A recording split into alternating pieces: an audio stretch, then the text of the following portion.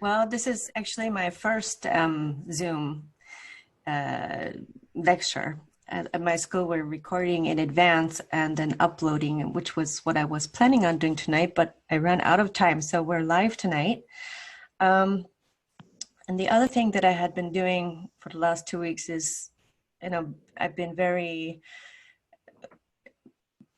upset, I have to say, by watching the events in America, and I tried to connect my talk to those events, but it's not ready yet for prime time. So I've pared it down to its original roots, and I'm just going to give a talk that's very much focused on Korea. And Korean music as well. So in 1933, the Spanish poet Federico García Lorca gave a lecture in Buenos Aires titled Theory and Play of the Duende. In his lecture, the poet described a performance by the famous cante singer La Niña de Los Peines. He said, "She got up like a mad woman, trembling like a medieval mourner, and drank in one gulp a huge glass of fiery spirits, and began to sing with a scorched throat, without voice, breath, color, but with duende. She managed to tear down the scaffolding of the song, but allow through a furious burning duende, friend to those winds heavy with sand that make listeners tear at their clothes." Lorca said of the artist, in general, every step that he climbs in the tower of his perfection is at the expense of the struggle that he undergoes with his duende, not with an angel, as is often said, nor with his muse. La Niña de los Peines had to tear down the scaffolding of the song, had to liberate herself from its safe and suppressing contours to allow through her duende. And how she sang, cried Lorca, her voice, a jet of blood, worthy of her pain.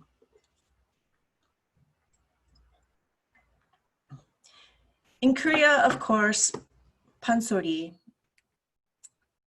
story singing genre with a vocal music production style quite similar to that of cante, is associated with vocal jets of blood. The duende emanating from the scorched throat of the pansori singer is connected to the Korean concept of han, layers of emotional pain that accumulate over time. I know many of you here, maybe all of you here, are quite familiar with this trope of han in Korean traditional arts, but bear with me. Kim Il-gu, who may be my favorite living Korean instrumentalist today, explains that the sound of han in the next video on his bod zither called Ajeng. And let me share the video. This is Kim Il-gu. He lives in Jeonju and works with my teacher quite often. 아주 슬플 때, 아주 강할 때, 예를 들어서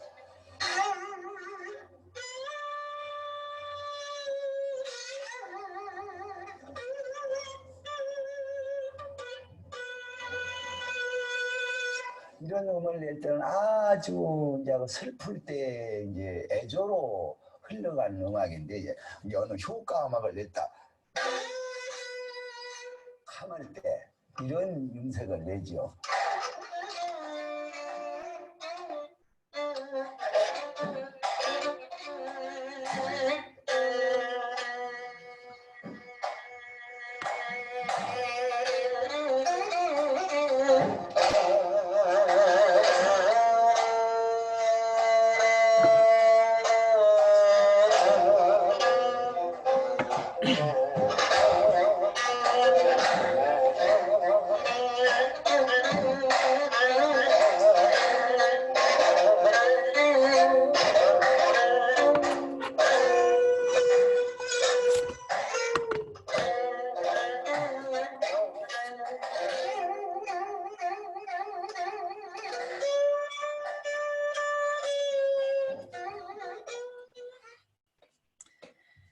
Perhaps the most scorched throat in Korea today belongs to the pansori singer Bae Il-Dong, who spent 7 years challenging a waterfowl on Mount Jiri to a singing contest.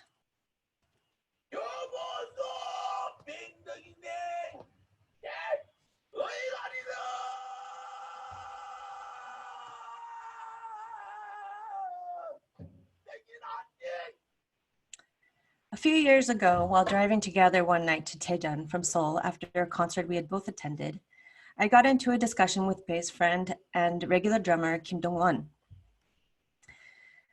Kim was a pro-democracy activist who was tortured in South Korean jail in the 1980s to the point his back was almost broken, which is how he got into 국악 in the first place. He had thought a lot about Han, and I asked Kim how he thought the word might be most appropriately translated into English.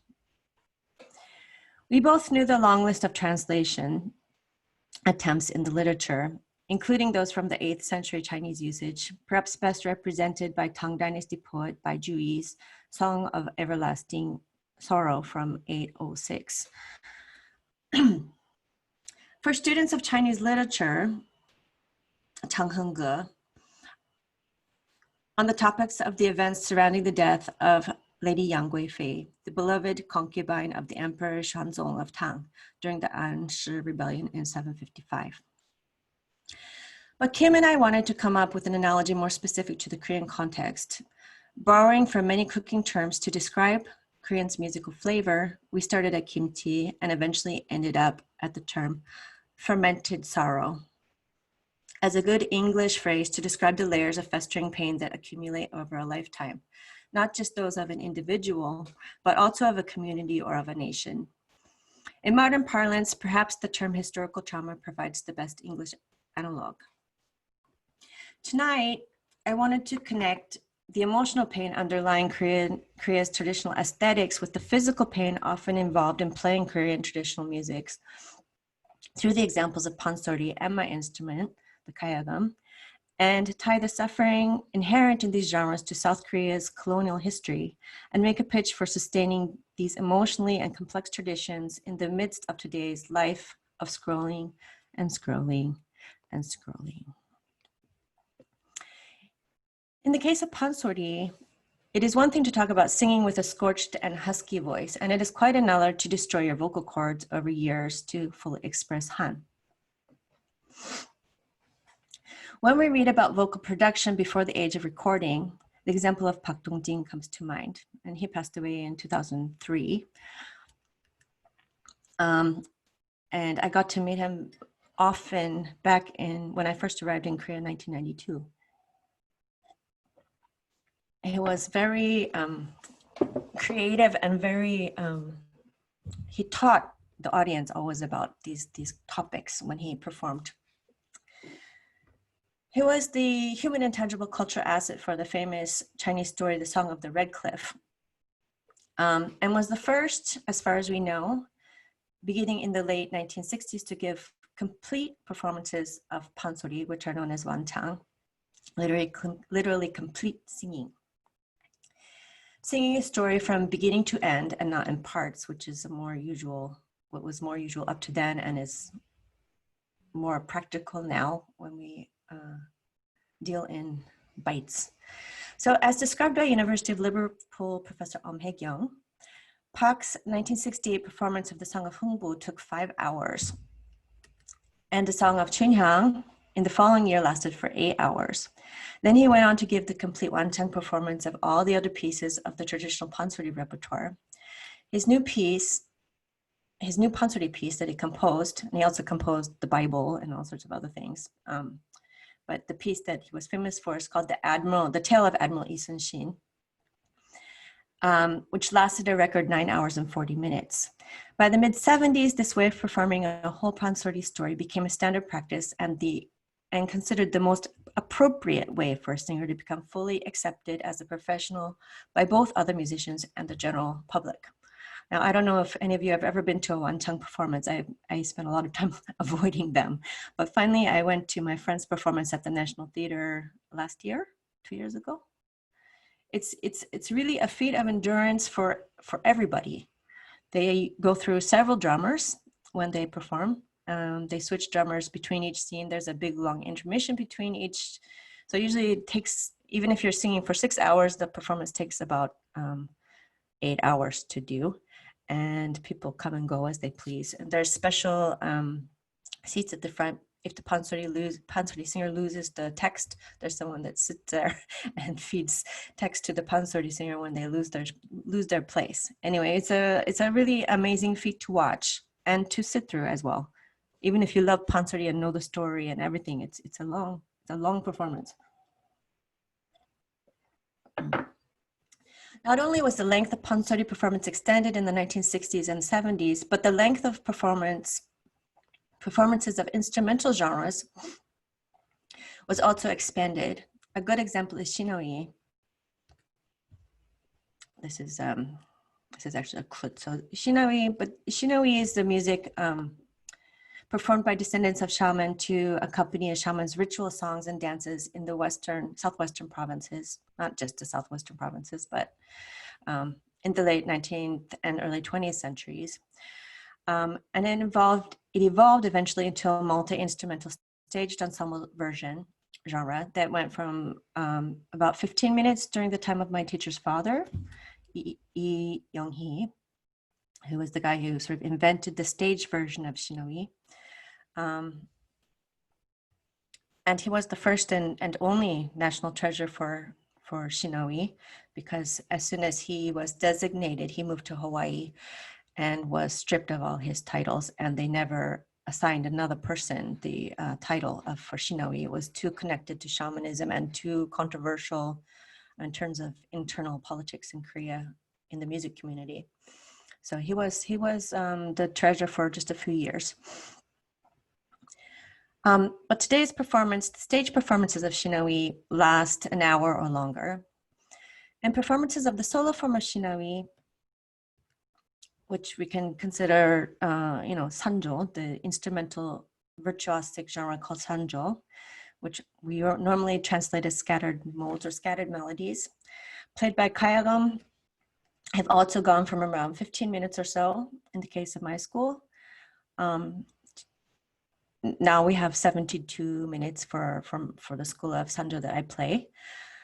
I think Hwonbyunggi's sanjo is 74 minutes. Everything's over 1 hour now. And having spent the last years memorizing this thing, it's a real thing. This very long thing to play and to listen to as well, depending on the performer.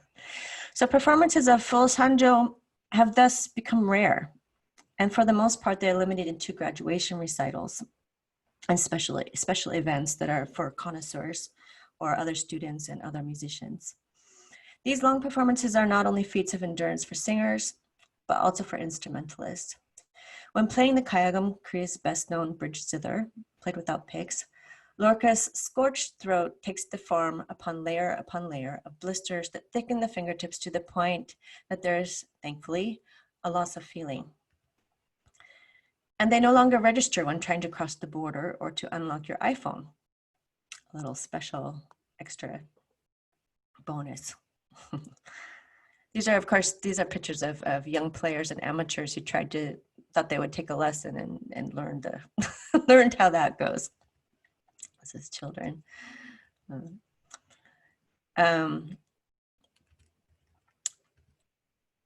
So this is an account from the Jungan Daily. It was a foreigner's class from 2006, and a foreigner described her experience of learning to play sanjo, learning to play kayagum at the Kugak Center. She says, "You will get blisters and bleeding. It will be torture," Miss Ohm tells her class. Later, she draws a diagram of a finger on the board. "If your blisters are here, you are correct," she says. "And if you don't have calluses yet, there will be blood." One lucky student happened to be a guitarist. He was accepted from the torn flesh that 2 hours of plucking produced, but all endured the pain for the promise of sitting up on a stage in 12 weeks, playing one of Korea's best-known traditional instruments, the kayagum. Learning a new instrument may be fun, but for Miss Ohm, the pain of adjusting to hers has a real significance for Korean music. Our country, she says, was invaded a lot by countries like Japan and China, where there is lots of war over a long time. Naturally, there is sorrow about that, and that's expressed in our music. So this is a common pain and heung pain.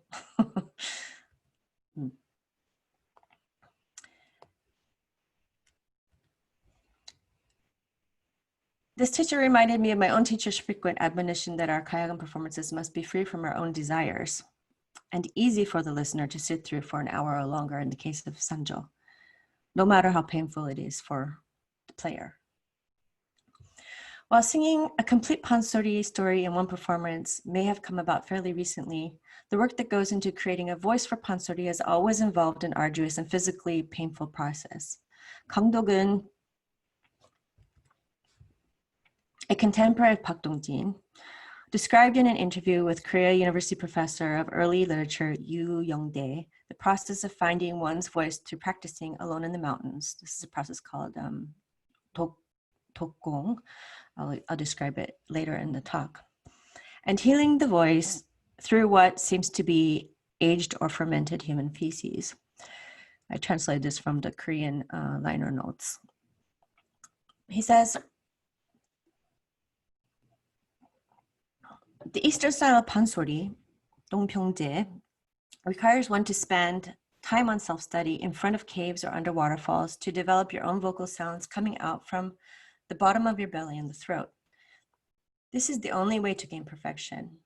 I've been working on my sound for 54 years, and during that time I've gone for 100 days of self-study periods dozens of times, living like a monk in the mountains, all alone. In any case, to create sori, or proper sound, you must lose your voice quite often. Then there is no sound you can hear from your throat. On this process, one has to expend a lot of effort.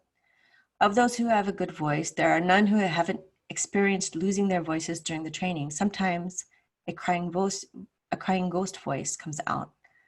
With effort, one's soft tone gets deeper, and thus, when one gains perfection, people begin to hear from afar, although one can't hear one's own voice.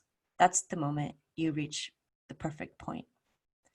He continues, there's a saying that blood must flow from your throat to produce a good sound. People who say such things are idiots.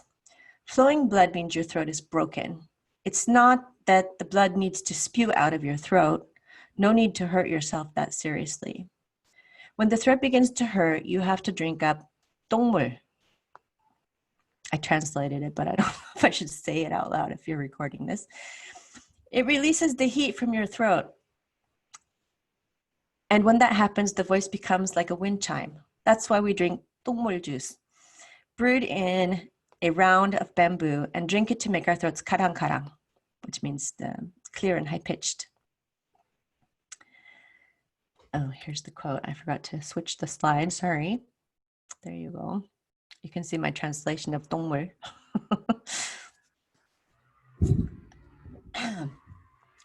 The pansori singer Bae Il-Dong has been trying over the past 15 years or so to come up with a more comprehensive framework to use when contemplating the rawness of Korean sound and its emotional content.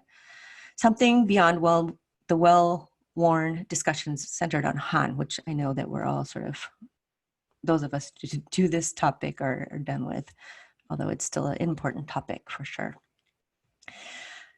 So in director Emma Franz's 2008 documentary, Intangible Asset number 82, which in Korean is called Thank You Master Kim, with a bad Western accent. But the English title is Intangible Asset number 82, and that refers to 동해 별신꽃, when she was the national treasure number 82-1.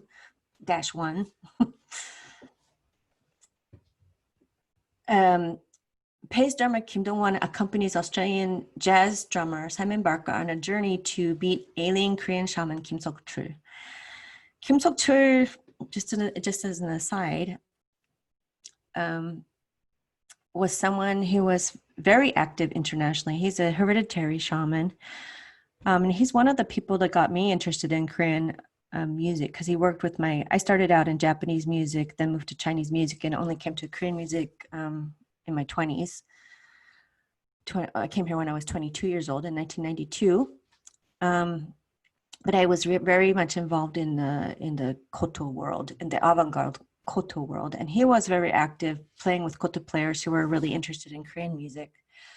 So he was involved in the kugak and jazz scene, but also with Japanese traditional instruments. And I actually overstayed my visa once to see their concert at the National Theater, the Eurasian Echoes concerts. Anyway, he was very active internationally. He was collaborating with foreign musicians. He was into improvising. He was very open to new things. But by the time that Simon Barker comes along on his journey, he's quite old, and so Kim Dong-won takes him on a journey to meet him, which is his dream, but he's quite on his deathbed by this point. So it becomes this sort of quest, that he's an elusive character or something. But he was not elusive. He was very accessible back when I was young too. So Simon Barker goes on a journey to meet the ailing Korean shaman Kim Seok-chul. And the film segment titles and narration highlight various terms associated with hereditary shaman musicians encountered along the way. And they're kind of a list of Korean aesthetics, which sort of got me into this topic because there was one word I didn't know. So the part that shows pansori singer Bae Il-Dong enduring many wet hours singing over the sound of the waterfall on Mount Jiri to Kim's accompaniment, which Barker says is the most humbling experience he's had as a musician in his life. This is titled Key. Let's take a look at this early part of the film, just a clip.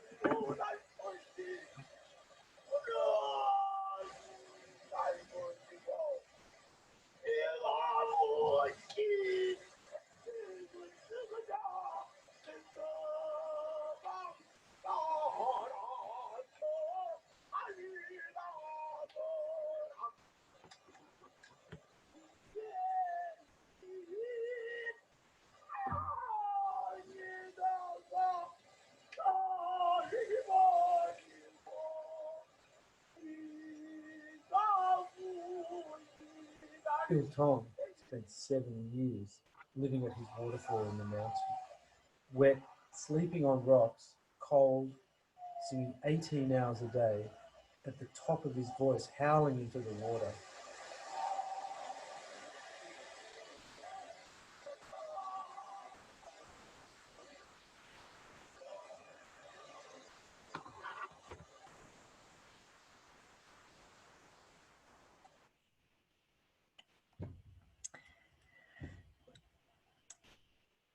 The film then goes on chapter after chapter through a list of Korean aesthetics, such as Yang, yin and yang in Chinese, 이원된 힘, which means like relaxed strength, Do, like Taoism, the way, but also implying a duty and moral principle, truth and justice.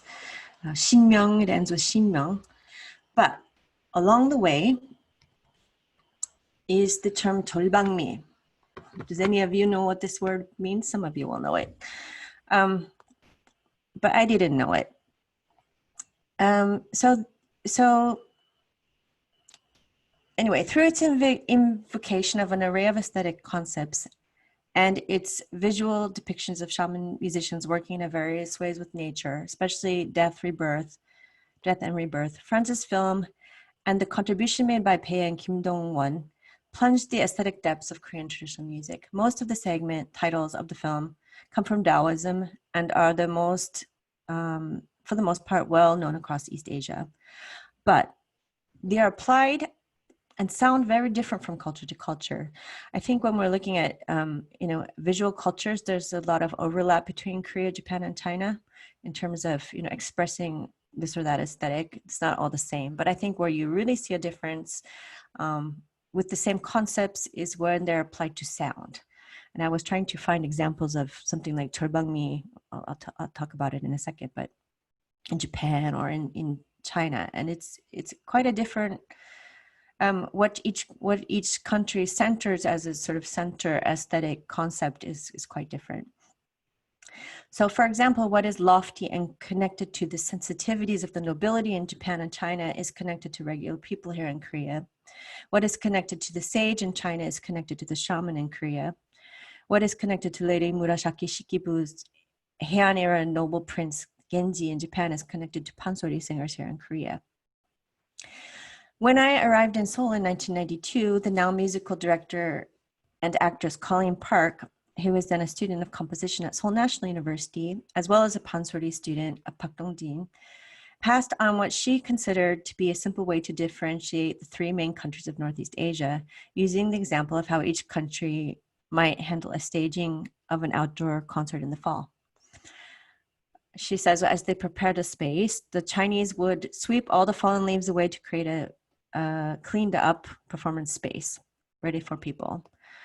In Japan, they would sweep all the leaves away and then strategically place certain leaves in certain places to create a certain wabi-sabi style space. Koreans would just leave everything as it was and hold the concert in nature. This is her anecdote that she told me. I followed up on it, but there's no need to expand on it here. Much might be written on this anecdote, but I invoke it here to enter into a discussion of another aesthetic term that comes up in Franz's film, which is jolbangmi, which you can see on the slide there. In the movie, Kim Dong-won describes it as raw beauty, as rough as a stone in the mountains, as chaotic as water flowing in a stream. Jolbangmi can be heard in pansori's husky timbre and rhythms, both reflective of nature's cycle of destruction and resonance. Here's an example of the raw sound on a kayagam performed by my teacher, Kang Jong-suk. This is Himori from her kind of very, very folky, see, I have my slides backwards.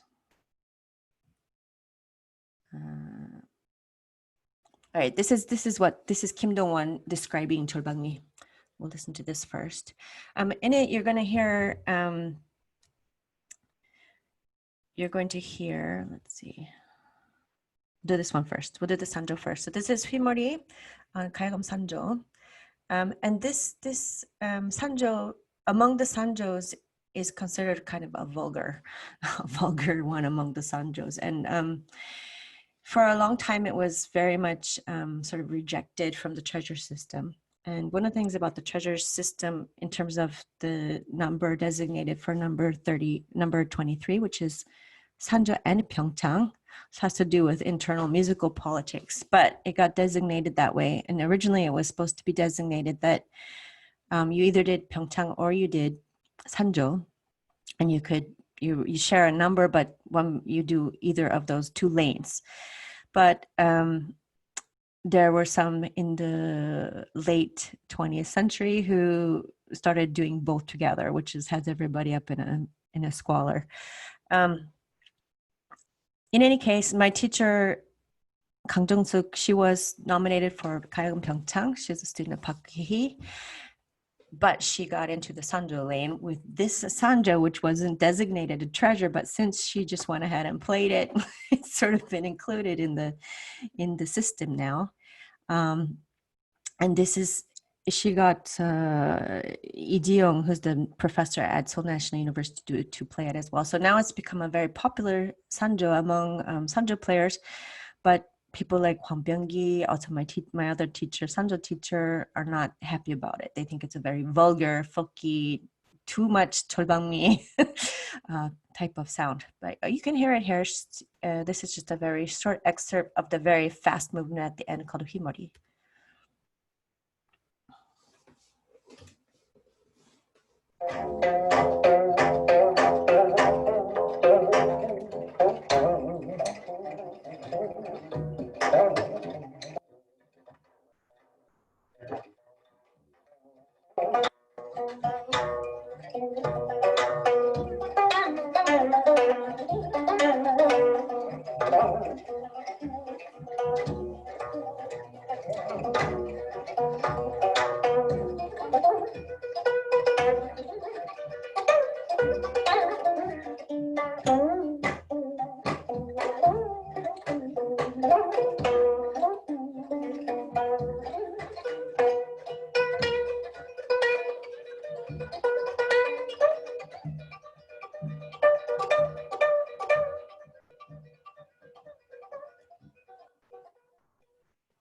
Okay, so this is Sogongchal School of Sanjo.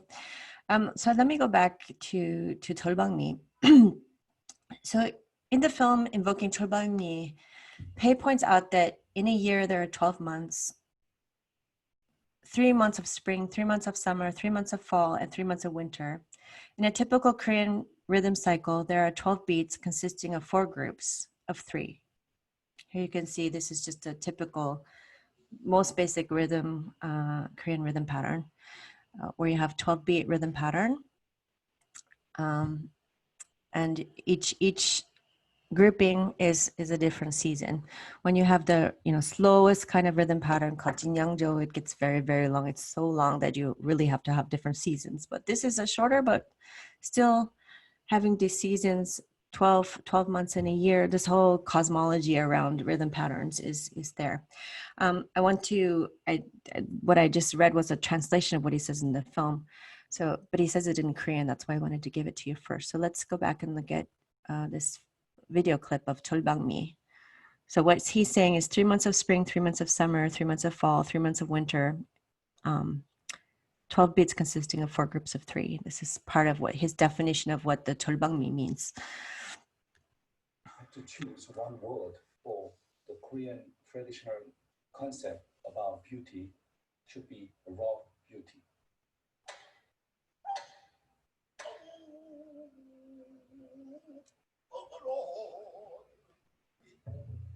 As rough as stone in the mountain, as chaotic as water flow in the stream.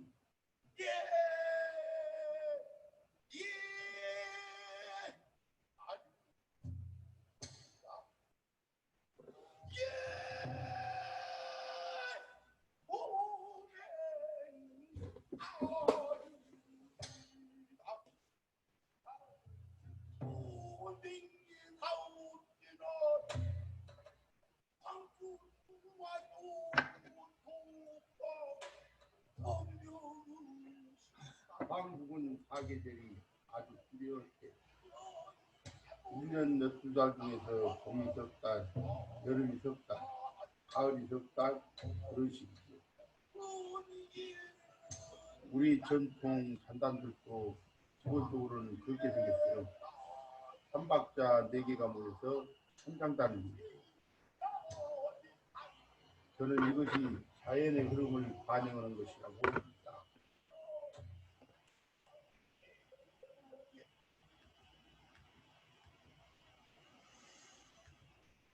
So the parallel sheds light on the lack of artifice in the Korean aesthetic and ties directly into the necessary destruction and rebuilding of a pansori singer's vocal cords to obtain pure sound.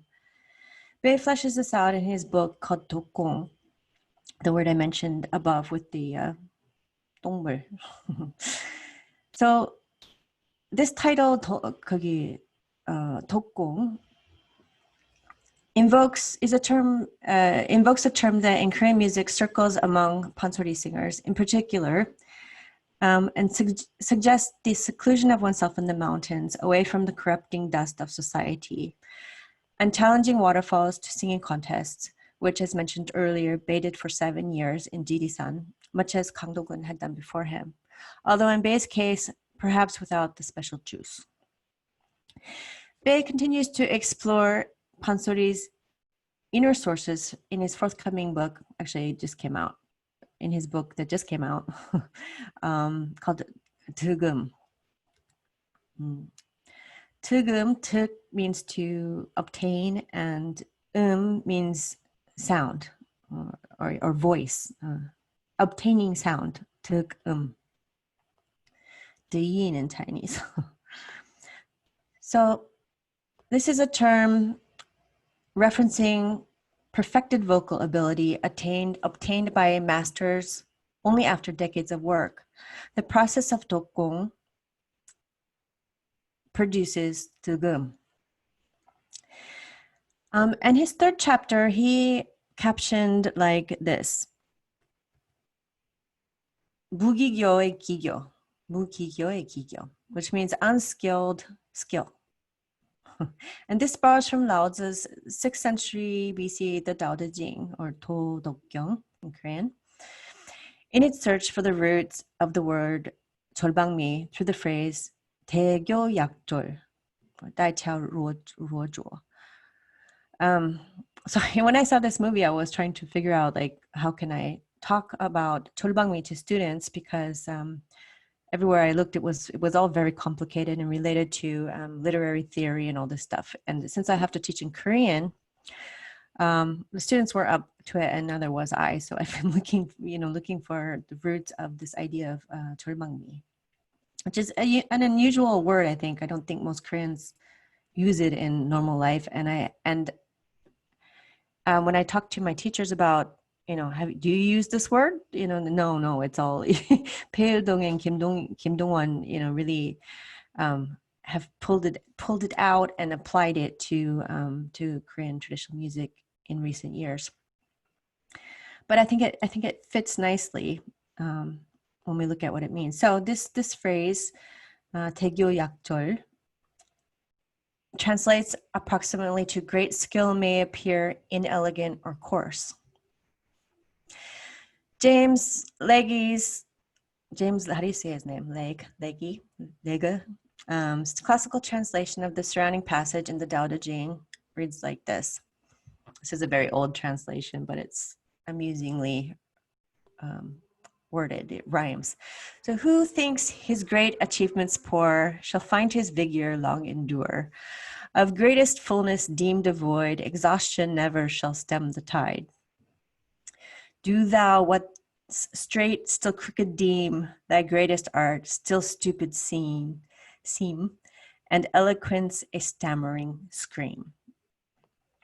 There are many translations of this, but I picked this one just because it's amusing. So before I move on to the next part of the lecture, I just wanted to look at visual representations of, this idea of 대교 약졸 or jolbangmi. So usually when we think about it, we think of ceramics, especially. We actually think of the whole 임진왜란. 16th century Hideyoshi came from Japan and kidnapped a bunch of potters from this area where I live now in Keryongsan and took them back to Japan so that they could make this whole tado for Hideyoshi. So a lot of Japan's ideas about wabi-sabi are very much influenced by this idea from Lao Tzu. So usually we're thinking of pottery initially when we use this term, well, not music so much. Just stone statues, Korean Buddhist countryside, 부처님. There's a roughness to the Korean examples, not fully filled out like Chinese and Japanese examples. Also the guardian generals. Shaman art as well is I remember at Wesleyan University I was there for a concert and they were simultaneously having a exhibit of shamanic art in the Freeman Gallery, and all the Chinese scholars and Japanese scholars were like, what is this? This isn't art. What is this? How can we? They didn't have a way to talk about it, and the curators didn't either. So everybody was just kind of disappointed in what they were seeing, and nobody had a way to discuss it.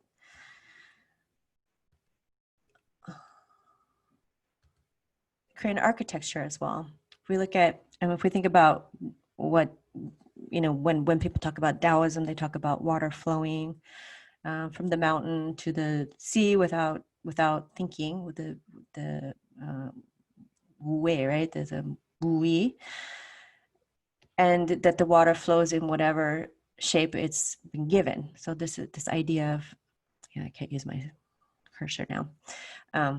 Whatever the shape the wood is in, you can put it there and then fill it with the thing that flows.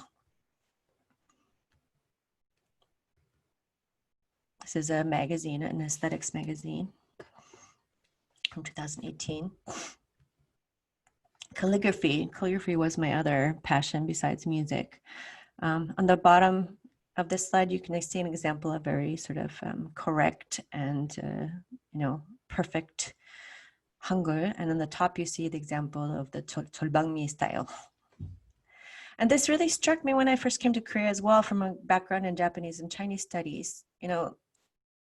Also with the background in calligraphy, I was a calligraphy major at the Nanjing Academy of Arts. So looking at this kind of fonts that Koreans like to use on signs and also even on the computers, I couldn't figure out why they would choose these fonts. Like, what if you had a choice between this font and that font, why would you choose this jolbangmi style? It's taken me a long. Also, when I first arrived and started playing the kayagum, I couldn't understand the sound. It seemed very dark and not beautiful like the Chinese guzheng, the perfect angelic sound of the metal strings with perfect hand gestures and perfect move your body in the perfect way to express the music. This is all thrown out the window in Korea. And it took me some time to appreciate and then to sort of think about philosophically. This is famous. On the top you see the Saya, famous quote from Confucius, from the Nono, from the Analects.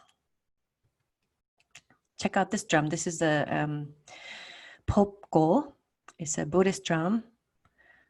Usually you think the drum is going to be nice and round, and this is a Korean popgo. Just that's the shape of the log. So put some skin on it and you have a drum. There's no reason to make it into the perfect shape.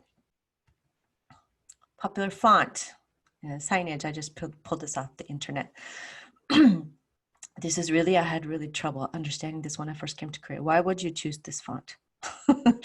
But it all fits together. So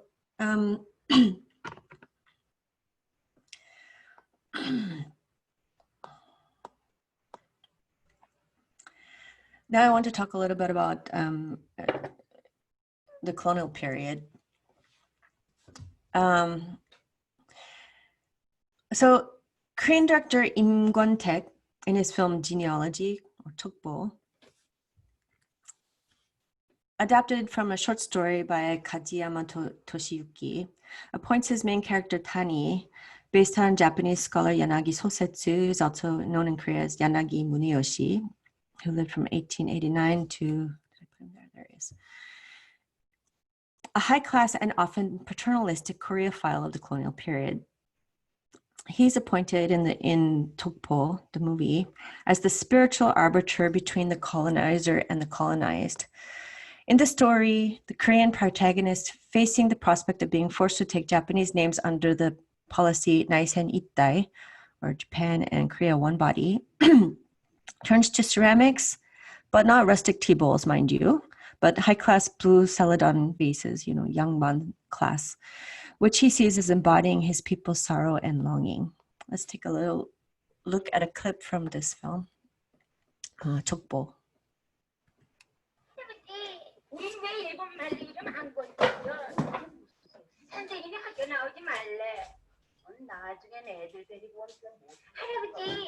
우리 때 일본말 이름 가져.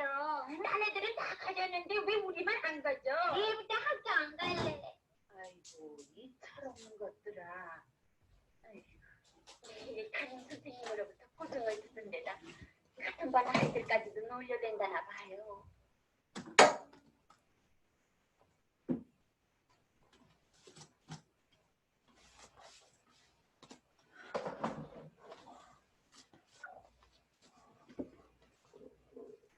This is the part.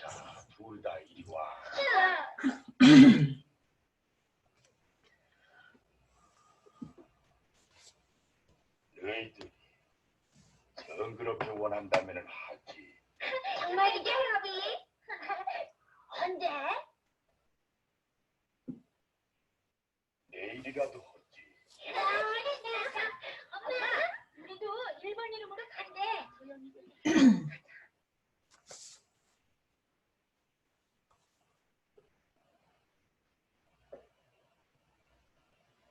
왜 그런 말씀을 하세요?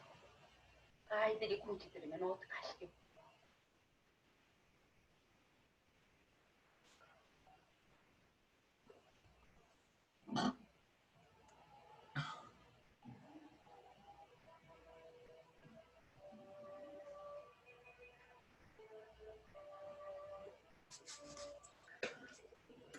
야나기 무네요시라는 일본 사람의 글이 생각나. 누구든 조선사를 읽을 때 그 어둡고 비참한 때로는 공포에 가득 찬 역사에 마음이 어두워지지 않는 사람은 없을 것이다. 그래서 그들은 그 아름다움에서 쓸쓸함을 얘기하고 쓸쓸함에다 아름다움을 포함시켰다. 쫓기고 억압된 그들의 운명은 할 수 없이 쓸쓸함과 그리움 속에 위안의 세계를 구했던 것이다. 조선의 미는 형태도 색채도 아닌 선이다. 그들이 표출한 선이야말로 그들 민족의 말할 수 없는 온갖 원한이나 슬픔이나 동경이 은밀하게 스며 있는 것이다. 이렇게도 비에 찬 미기가 이 세상에 어디에 또 있을까? 이 선의 비사를 풀지 못하면 조선의 마음에 들어갈 수 없다. 조선은 비록 밖으로는 약하더라도 그 예술에 있어서 안으로는 강한 나라다. 야나기 무네요시는 이렇게 썼지만 한민족의 성까지 갈지 않으면 안 되는 우리 조선의 순환을 그는 어떻게 생각하고 있는지 궁금합니다.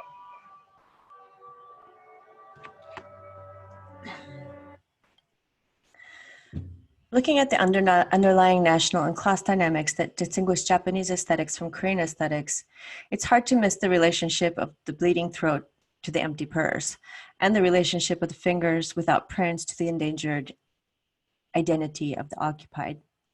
But as the Japanese occupation recedes further into the past and the dynamics of the global digital era eat away at national boundaries, and cell phone coverage reaches the waterfalls in the mountains, and the curved lines of the Korean Hanok roof timbers become the straight lines of Soviet-style block apartments, and Han loses its central role in modern Korean identity, the suffering that rattles the vocal cords of the pansori singer and drives the fingers of the kayagum player increasingly feels more like a holdover from the past than a reflection of contemporary concerns. None among my current cadre of K-popping college students seem to know what Han is. And with the exception of surviving elders like my 75-year-old teacher, few Koreans truly embrace Han today as a Korean aesthetic. Han is over. And perhaps our Portugal's Saudade, Koreans, Turkey's Futzen, Persia's Hal, Germany's Sehnsucht und Weltschmerz, Virgil's Lacrimae, and Murasaki Shikibu's Mono no Aware, all culturally specific variations of the blood-throated tower that remains after Lorca's scaffolding falls away. The emotional and physical suffering embodied in the endurance of pansori singer and the kayagum player risks alienating audiences these days, steeped in cheerful pop genres, while in South Korea, this results wholly from global market forces that now shape the tastes of musical consumers. In North Korea, music in the Sabin Kaemyeonjo has long been banned. Culturally akin to the minor mode in Western music, Kaemyeon sounds have been deemed antithetical to the happy life the DPRK provides its citizens. A rejection that, as I once wrote, places the sounds aesthetically in the same place as South Korea's modern-day popular music, the happy, healing, fun, light, cool pop music of the marketplace. I don't have the time in front of me. Are we okay on time? Still have a little time, huh? You're okay, Jocelyn. Go ahead. Okay, so I'm almost at the end. I just wanted to share this video with you. And this is a video by a group that was put together by a by a music instrument maker. Here you can see in the middle there's kayagum and komungo on the left, then a chango on to the left of that, and then back from the center heagum, another kayagum. So this producer put together this band to make an electric kugak videos and to sell these instruments. So this isn't a bottom-up type of group, but that's kind of normal these days. But I just wanted to share with you the video that they made using foreign players. Take a look. Oh, sorry, pressed the wrong button.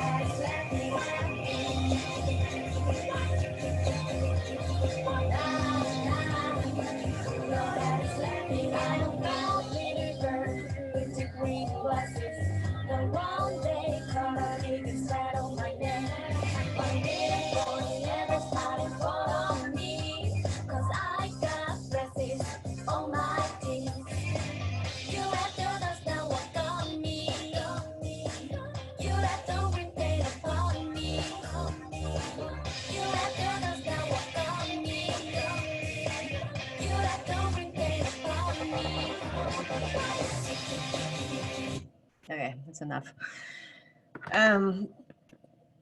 It's a long video. You can watch the whole thing if you want, just PM me. And I had a whole long section on this video and what's going on in America today, but I'm just going to skip to the end now. So in a way, this goes to show that history can be just as easily erased through distraction as suppression. The American cultural anthropologist Renata Rosalda points out that nostalgia often involves a mourning for the passing of traditions that we ourselves have intentionally and too often inadvertently have transformed. And he notes, we valorize innovation and then yearn for more stable worlds, whether these reside in our own past, in other cultures, or in the conflation of the two. When people are not able to adapt quickly enough to change, when progress is not properly managed, excessive loss may lead to excessive longing and a desire to assuage it by endowing traditional art objects and forms, indeed the past itself, with qualities of perfection, fueling fantasies of national exceptionalism and long expired dreams of prosperity through isolationism. As the Australian rocker Nick Cave has said, melancholy hates haste and floats in silence. It must be handled with care. The fact that most every culture has a word for duende speaks to the intrinsic place of suffering in all human existence. But because the way suffering may manifest in music and other arts depends on endless cultural variables, duendes and Han's future role as an aesthetic driver remains uncertain. Like the bleeding throat and blistered fingers, and the bullet-bruised body and burning eyes, it must be handled with care. Thank you very much. Jocelyn, thank you. Very interesting and informative. We appreciate your sharing with us tonight. Actually, I have two more videos if you want to hear them. It's a North Korean piece of music then played by South Korean kids. It's very popular on both sides, so we can hear it if you want. Otherwise, we can take questions and listen to it later. Okay, let me before we move on. I think many of us would enjoy hearing that. One of our listeners wrote me a message asking if we can, where she could find the film Chokbo, Genealogy, the clip you played with the children asking grandfather for Japanese names. Where could one find that movie? The internet, the library, you have to. I found the clip on the internet, and I can send the link to the person. I can send it to you, and you can send it to the person. Okay. Yeah, Professor, could you send it to me? That's my question, Kate. Okay. Kate Emerald is the questioner. You could send it to her. I've got several people saying, yes, please, let's see these other clips that you have. Oh, okay. So let's do it. All right. So, I mean, I had given a paper about the merging aesthetics of North and South Korea, which is not the topic of this paper, but I sort of left this in. This is a piece called Chulgang, which translates to still coming out.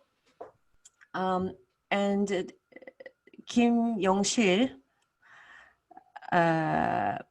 was inspired to write Chulgang when he was working at a steel mill in North Korea. And so this was it's based on a very popular Korean, North Korean folk song. And this became a really big hit in South Korea. So this you could hear on the radio station all the time a few years back. So this is the North Korean version for Kayagum. Let's take a listen, called Chulgang.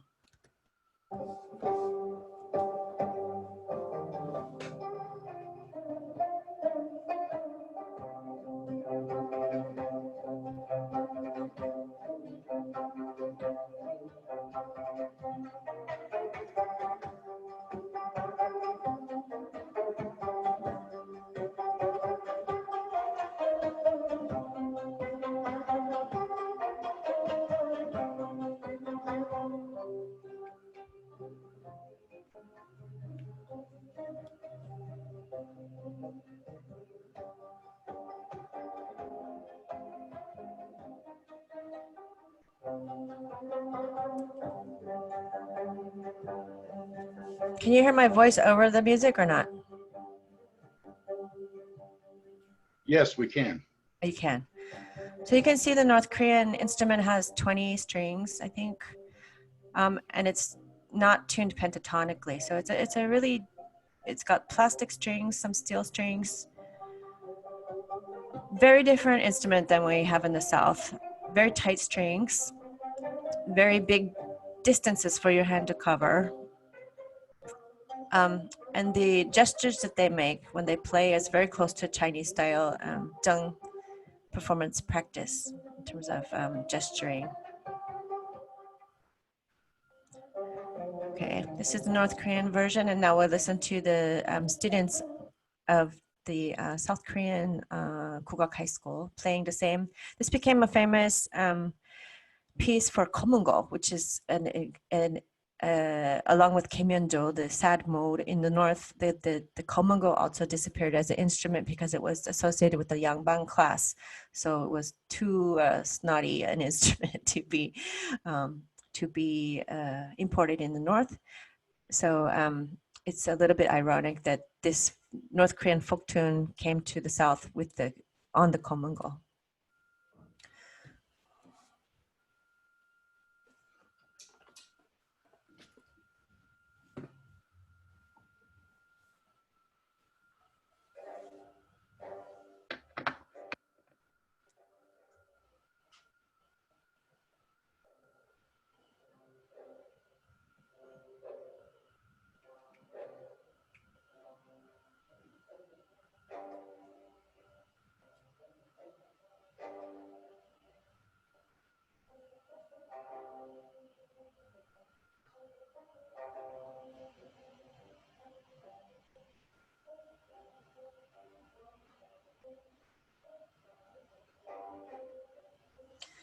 You also note that komongos is considered a man scholar instrument, and you don't see any men playing it there. It's all women.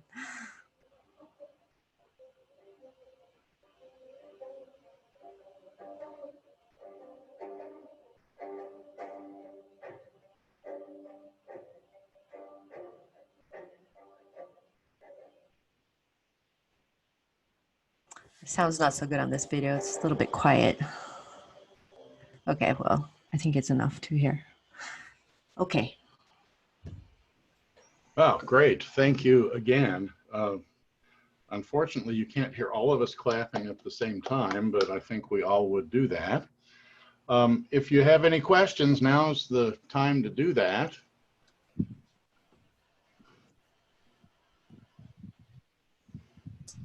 I can turn off, yeah.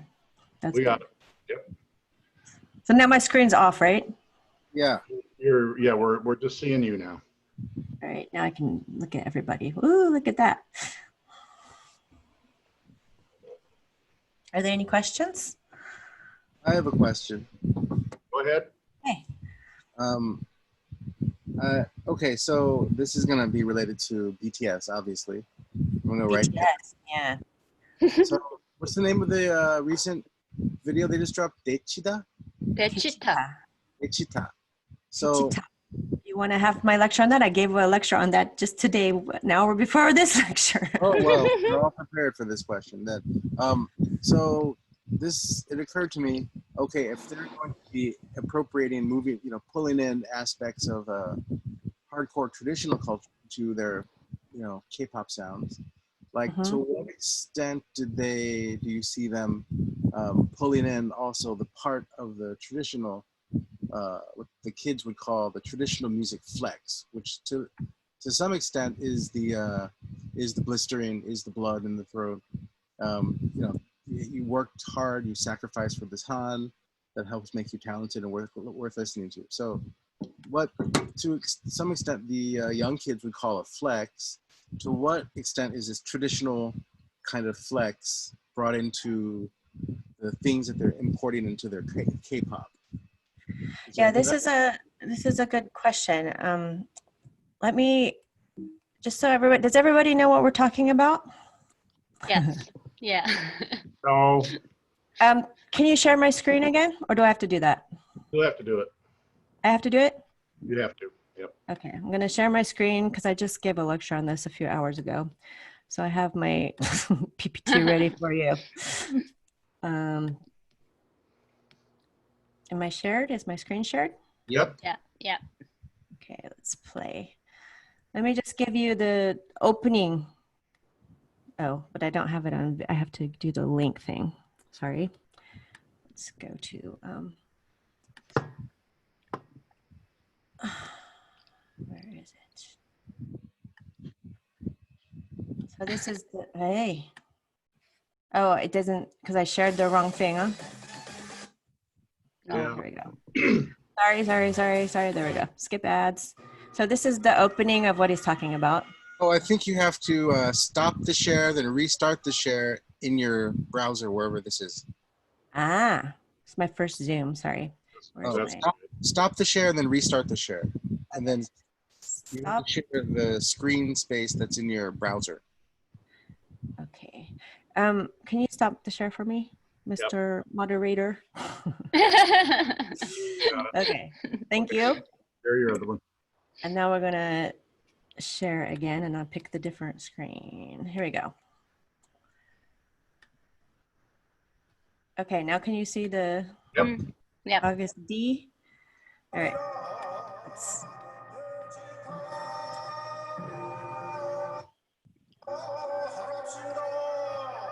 start over again.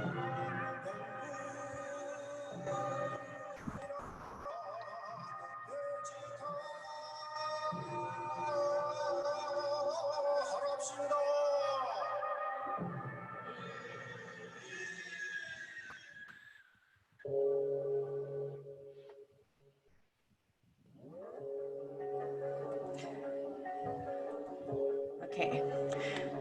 This is the part. I have too many tabs open. Okay, this is that, and let me just give you a taste of the traditional traditional version, which is here.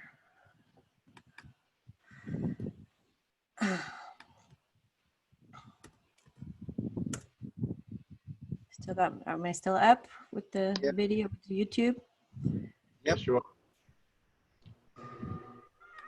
With the wrong video. Sorry, 1 second.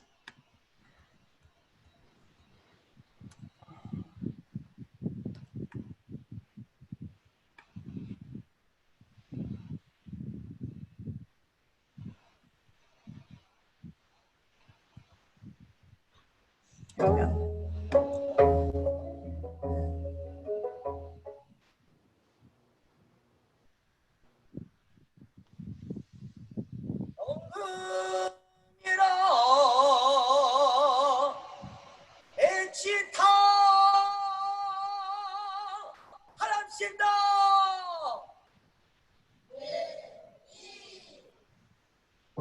This is the Kugak High School that is performing.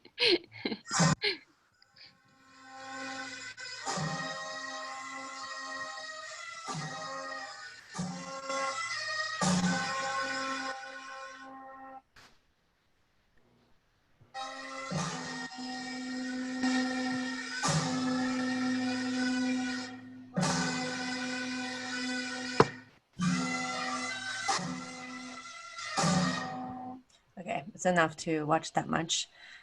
I will get out of, all right, I don't know how to do the Zoom. So to answer your question, you can see what the August D used is a clip that's directly from the original Techita. What he used in his clip is the same. In fact, it might even be these guys that are performing Techita. I mean, Techita is a marching music. So this is the kind of music that was used to announce the king is coming. You can, if you go to Insadong or you go up in front of the Gyeongbokgung, you can see these guys in yellow. They always wear yellow for Techita. And they go and clear the streets so that, all the people get to the side of the road and, get ready to respect the king who's coming down the street. So in this video, I think that he's also sort of referencing Sado Seiji, doesn't he? The rice chest. Anyway, it's a kind of a bloody video. It ends with it has a beheading and an almost beheading and a murder in it. You saw also in the video that I shared the electronic grip with the Waikiki. It was also quite a militaristic video with guns and such. Another video that I talked about today for students is the Chinese member of, what is it, EXO, that came out with a new video in China with him as the General Xiang Yu, the Hangul in Korean, Hangul Taegun. It's also a very, this sort of fantasy of a very virile young man, becoming kind of king or the conquering general. Of course, Hangul in the story, loses to his rival, and he doesn't get to found the Han Dynasty, but he's a very tough guy, and there's all sorts of stories and songs about him picking opera and also Korean, the kasa and kago, all different genres talk about the same guy. So it's interesting that this is not the beginning of using kugak in pop music. We can find examples going back. I think when we talk about the beginning of K-pop, we're probably talking about Sotaeji and boys, and you can go back and look through their stuff. They use a lot of taepyeongso. In fact, all of these guys like to use taepyeongso. That's the main instrument in Techita. So we can find in the Sotaeji and boys the taepyeongso usage. We also find in some other. I think Psy also uses taepyeongso in some of his work. We can find also in, what's his name? Yukaksu. Yukaksu has a pansori, like, 흥부가 기가 막혀, this song that he has. So there's lots of examples, but I think when they're using this taepyeongso, it's often making themselves into kings in some way. It's kind of either a king or like this 농악. It brings two ideas out. One is the king, and the other idea would be the sort of countryside, one of the folks farmer music kind of festival kind of fun. 흥이는 idea. I think those are the two main things that are sampled in pop music, but I'm not a pop music specialist by any means, so you have to ask Cedar Bowl. Jocelyn, someone's sent in a question or a comment. My first language is Portuguese. I said it wrong, I'm sorry. I do not agree that duende is equivalent to saudade. None of them are equivalent. None of them are exactly the same. They're all, they're not all the same. They're not the same as Han either. They all have their own cultural references, their own histories, their own baggages, their own styles that go with them. So I'm not trying to say that they're the same, but I'm saying that all these countries have something that deals with this sort of emotion of, some kind of depth and pain that goes with the music, or something that you're trying to express that that's not the normal kind of expression. But I don't even know that much about Portuguese. I'm just reading things and coming up with poetic ideas, but I don't mean to make that claim. I've got a question. Just a moment. John logged in with a comment about Ibasa. What John, can you? I can probably see these chat things, huh? Yeah. 이박수? Oh, ipaksu. You said ipaksu. Did you mean ipaksa? No, I meant 육각수. Okay. the 흥부가 좋아하러 뭐지? 흥부가 기가 막혀. 흥부가 기가 막혀. That song that's taken off of the 흥부가. Okay. Someone else said they had a question. Who was that? Yeah, this is me, Kate. Oh, Kate. Okay, go ahead. So, what is your perspective of grief holding on to Han in South Korea? Can you hear me? Yeah. Grief, you said. Yeah, grief, Han. What is the role, functionality of holding on to that as a nation in spite of trauma, when psychologically grief can be transformed in order to evolve as a humanity? Yeah, I mean, I think this is inherent in the idea of Han, that you have to, you have to overcome. This is why we tried to use this idea of fermented sorrow, that, it gets tastier as it ferments. That there's a sublimation, and that fully realized Han is not sobbing, crying, bleeding, but it's being stronger because of it, right? Do you think so? I mean, Han is a fraud term. I know that it's a fraud term, and there's all sorts of definitions out there and different ways to understand it. And you can understand it through dance, through salpuri, throwing down the scarf and picking it back up again. There's different ways to understand it, and I think that depending on how old you are, depending on where you're situated in history, you're going to understand it differently, because it's something that's hard to understand as something on a paper, as a textual thing. It's something that you experience, right? And then you experience it over time, especially as you get older. But everybody experiences in their own way, in a way. But I also said it's a national, collective kind of term. And I said I talked about, what did I say? I said about the historical trauma, right? And that's inherited from generation to generation in a way. And I think that has to do with memory and keeping memory alive. And then also what we do in playing this music is also kind of remembering and keeping that alive. But it always gets reinvented. When I play kayagum, what does that mean as a foreigner? I've been playing for almost 30 years now, but and been playing with, you know, with serious teachers, and I've been playing seriously. But what does that mean when I play it as opposed to when a Korean plays it, as opposed to when a young person just starts playing it, or when they make the, you know, pop music videos? All those things have different meanings. So I can't say I'm an expert on Han. I just, what I'm thinking about it is what I presented tonight. But I'm sure all of you have your own idea of what Han is. A question on the chat. Oh no, it was already taken care of. Oh, was it taken care of? Oh, okay. All right. I just didn't hear the answer. Okay, thank you. Yeah. But I do have a question. So there is the Samnuri master Kim Deok-soo, and he was actually the one who played the Daepyeongso in the Sotaeji song, the famous one, Horara or something like that. Hokagi or anyway. So anyway, he said that to continue growing traditional music, it kind of has to merge with modern pop music. So just in your opinion, I was just wondering where do you think the line is between having traditional music and having pop music?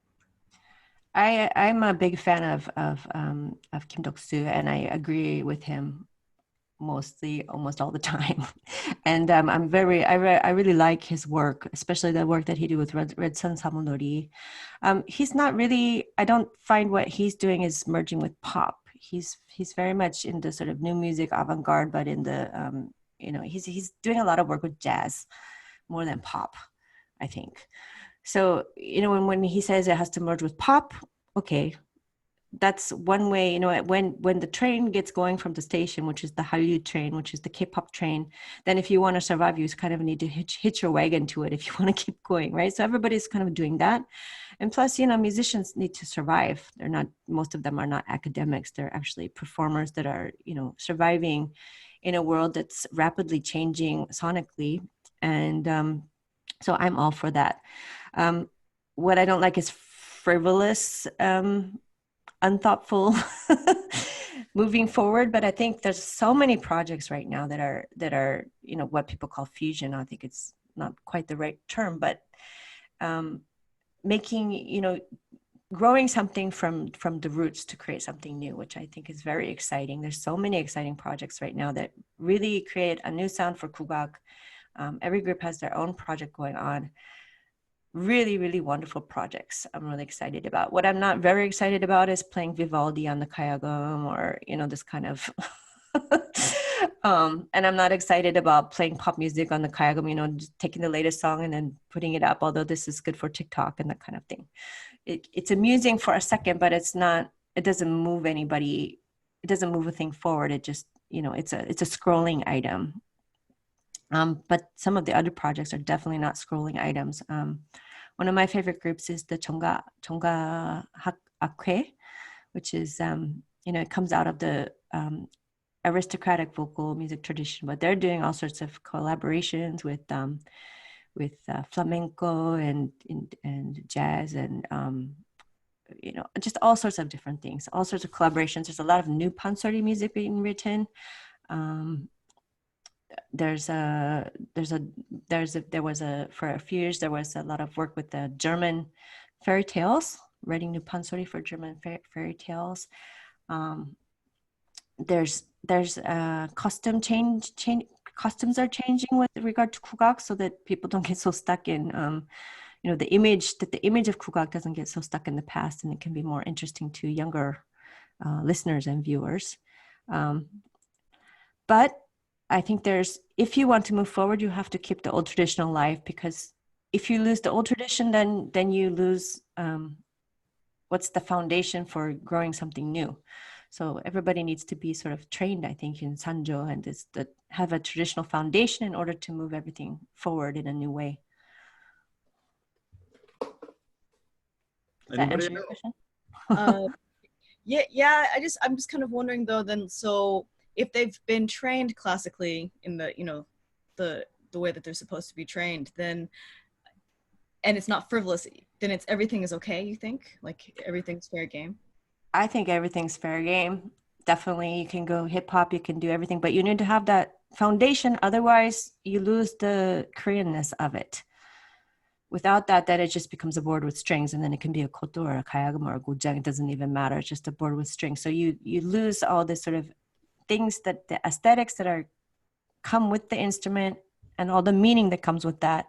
If you don't have like basic training, then you're not going to be able to.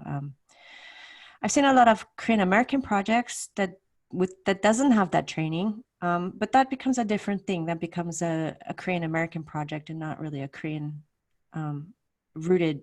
It's rooted in Korean identity, but not rooted in Korean aesthetics necessarily. Or even when it is, where there's a thought to it, but there's not the training that goes with it. So it becomes a different kind of sound and project, which is its own thing and can also be good when it's done well. Thank you. Daniel, did you have a question?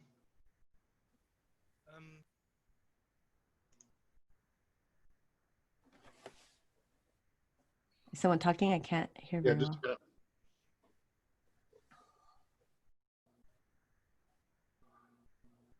Daniel, we're not hearing you. Are you muted? Turn off your mute. He's unmuted. Daniel. Hi, Daniel. Can't hear you, though. Can't hear you. Get closer to the mic. I don't think it's the mic. Yeah, I can hear you now. Get closer. Can you hear me now? Okay. All right. First of all, thanks for the lecture. I enjoyed it a lot. I will take some time to get the picture of the Dongmal out of my mind, but that's okay. Sorry. As we were talking about music, I thought, okay, maybe we can also talk about compared with architecture. So with what? Traditional architecture. I would say nowadays, so many people in power positions are concerned with what traditional architecture is supposed to be. So we have this bunch of guidelines we have to follow now. If you want to get subsidies, it must be this, it must be that, then it's judged by a committee. And so we get a result. I can't see the jolbangmi anywhere that we used to have in the old estates, but we get the sort of, I would say, shallow echo or shadow of what traditional architecture used to be, like a caricature almost, sort of. And I would be interested in what the situation is with contemporary traditional music. Do you see the jolbangmi is still there? Because in architecture, sometimes people think, oh, this is the jolbangmi, and I think it's tubake. It's not jolbangmi. You know what I'm trying to say? Yes. What is it in traditional contemporary music? So I mean, you mean like new music composed by a German composer or something like this? It's both, maybe newly composed traditional music, but also the performances of the old pieces. Yeah, these are two different things. As far as new music goes, I think new music is new music, and that often when you're working with composers, especially foreign composers, but also Korean composers, I mean, this sort of appropriation of people who don't really know anything about Korean music happens domestically just as well as it does internationally. So working with composers, they're much more interested in their own ideas about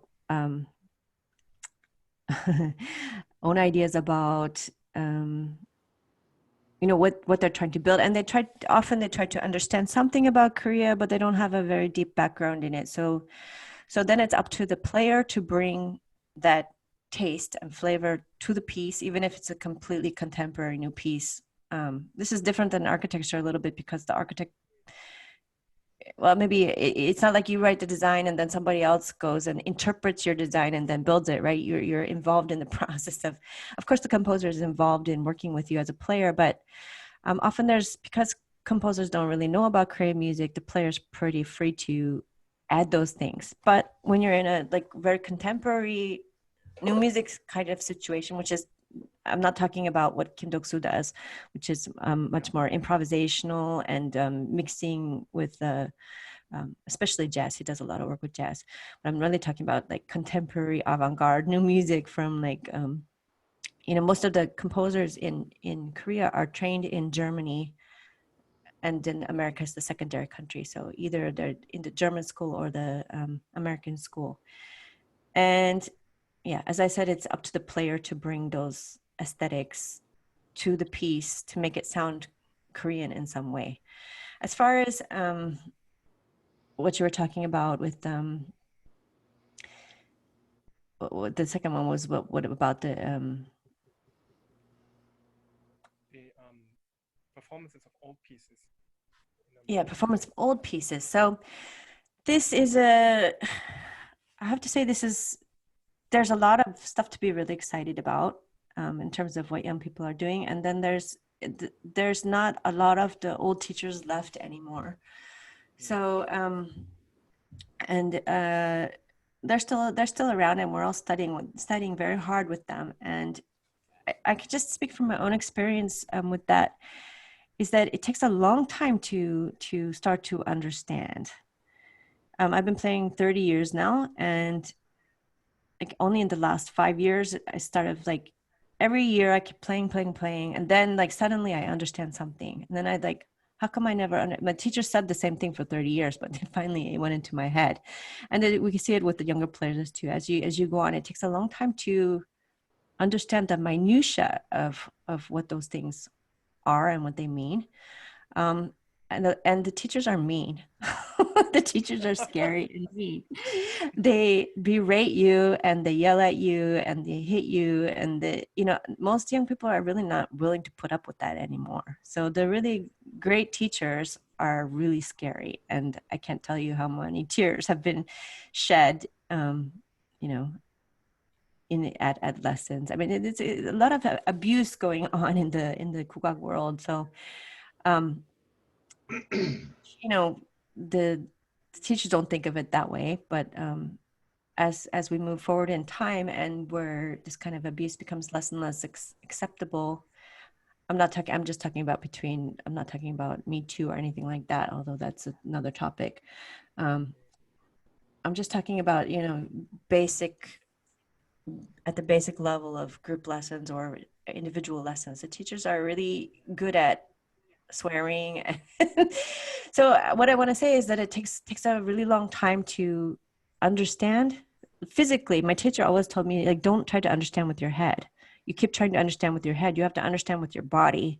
You have to just practice it. You have to come into your body. You can't understand it without the physical part of your body understanding it. So that takes a really long time, and to get that, you need to be abused by your teacher, and it's really hard to be a student. And I think a lot of people won't put up with it today. So and you also get a lot of project managers that don't know.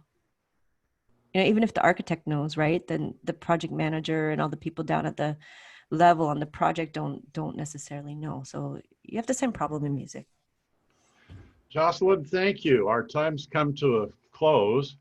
We appreciate your participation and the questions. We've had an enjoyable evening, I think. A reminder, volume 94, the current issue of Transactions, our journal, has been printed and is available.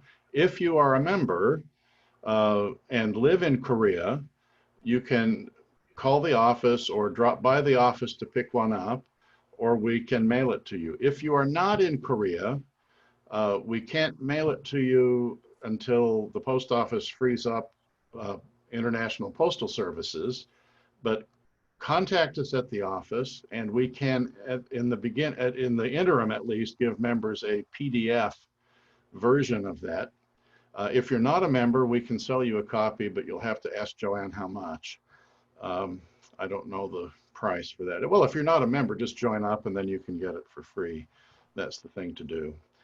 2 weeks from tonight, Cedar Bao Seji will be with us, and she's going to talk about K-pop and the side businesses and things that have sprung up from that K-pop thing. That should be rather interesting, so we hope you'll join us then. Again, thanks for being with us. Jocelyn, thanks so much for your hard work for the lecture tonight. It was very interesting. Everybody's clapping, you can see. I'll bid you good night.